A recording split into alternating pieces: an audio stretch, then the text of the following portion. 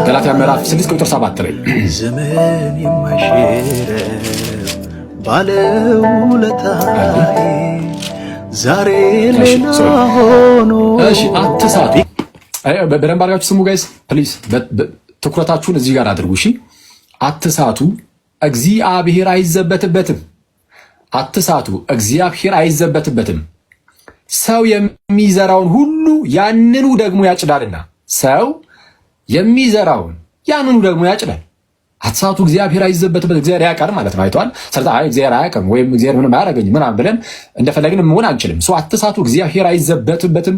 ሰው የሚዘራውን ሁሉ ያንኑ ደግሞ ያጭዳልና ይልና በገዛ ስጋው የሚዘራ ይላል። በገዛ ስጋው የሚዘራ ማለት የስጋ ፈቃድን ብቻ እያደረገ የሚኖር ይሄ በሟርት በጣዖትን ማምለክ በዝሙት በመዳራት ምናምን በእንደዚህ አይነት ነገር ውስጥ ብቻ የሚያልፍ ሰው ይሄ በገዛ ስጋው የሚዘራ ይባላል። ከስጋ ምንን ያጭዳል? መበስበስን ያጭዳል ማለት ዘላለማዊ ሞትን፣ መበስበስን ያጭዳል፣ ዘላለማዊ ሞትን። እሺ በመንፈስ የሚዘራስ? በመንፈስ የሚዘራ ማለት የመንፈስ ፈቃድን ደግሞ እያደረገ የሚኖር ማለት ነው። በመንፈስ ግን የሚዘራ ከመንፈስ የዘላለም ሕይወትን ያጭዳል። የዘላለም ሕይወት ይታጨዳል ጋይዝ። መበስበስ ይታጨዳል፣ የዘላለም ሕይወትም ይታጨዳል። መበስበስን የሚያጭዱ እነርሱ በገዛ ስጋቸው እየሰሩ የሚኖሩ ናቸው፣ ወይም የስጋ ፈቃድን እያደረጉ የሚኖሩ። የዘላለም ሕይወትን የሚያጭዱት ደግሞ በመንፈስ የሚዘሩ ናቸው፣ ማለትም የመንፈስን ፈቃድ እያደረጉ የሚኖሩ። ስለዛ እንዲልና ኢሚዲየት ቀጣይ ቨርስ እንዲላል ባንዝልም በጊዜው እናጭዳለንና መልካም ስራን ለመስራት አንታክት ይላል።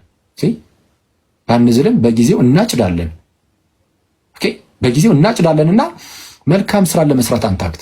ስለምናጭድ ሰው የዘራውን ነው የሚያጭደው። ስለዚህ መልካም ስራን እንስራ። ምንን ለማጨድ? መበስበስን በፍጹም ይልቁንም የዘላለም ሕይወትን። ሰው ክርስቲያኖች የዘላለምን ሕይወት አገኙ፣ ግን ፍጻሜን ይፈልጋል። ድህነትን አገኙ፣ ፍጻሜን ይፈልጋል። ድህነትን ያለ ስራ፣ የዘላለም ሕይወትን ያለ ስራ አምኖ ሲጠመቁ አገኙ። ቅዱስ ቁርባን እየተቀበሉ ጌታ በእነርሱ እየኖረ፣ ቅዱስ ቁርባን ጌታ በእኛ የምንኖርበት እኛም በጌታ የምንኖርበት ነው። በቅዱስ ቁርባን ውስጥ የእግዚአብሔር ጸጋ ስለምንካፈል ቅዱስ ቁርባን ምስጢር ነው ወይም ሳክረመንት ነው። ምስጢር ማለት የተሸፋፈነ ማለት ሳይሆን ሳክረመንት ነው። ሳክረመንት ነው። ስለዛ የእግዚአብሔርን ጸጋ ኢምፓርት የምናደርግበት ነው፣ የምንካፈልበት ነው። ጸጋ እግዚአብሔርን የእግዚአብሔርን ጸጋ የምንካፈልበት ነው። ጌታ በእኛ የሚኖርበት ነው። ከሱ የተነሳ ጌታ በእኛ ስለሚኖር እኛም በጌታ ከመኖራችን የተነሳ ፍሬን እያፈራ እንኖራለን። ስለዛ ፍሬን ማፍራት ግዴታ ነው። ፍሬን ማናፈራ ከሆነ ግን እንቆረጣለን።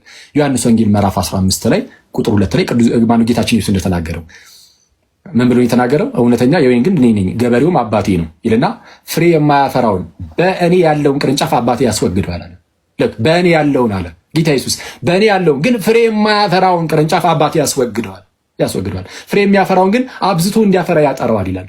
ትንሽ ስታፈሩ